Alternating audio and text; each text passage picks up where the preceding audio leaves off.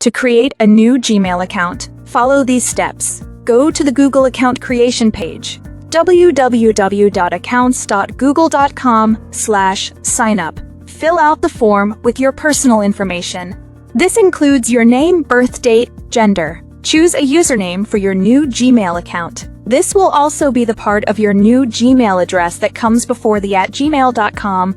Keep in mind that some usernames may already be taken, so you may need to try a few variations before you find one that is available. Create a password for your new Gmail account. Make sure to use a strong, unique password that you haven't used for any other accounts. Enter your mobile phone number. This is optional. It can be helpful for recovering your account if you ever lose access. Click Next to proceed to the next step. Review the terms of service and privacy policy, and check the box to agree to them. Click Create Account to complete the process. After creating your account, you'll be taken to your new Gmail inbox. You can then start sending and receiving emails, organizing your messages, and more. Thank you for watching. Please feel free to browse our website for much more video tutorials on everyday tasks. Smarter every day at RTFM.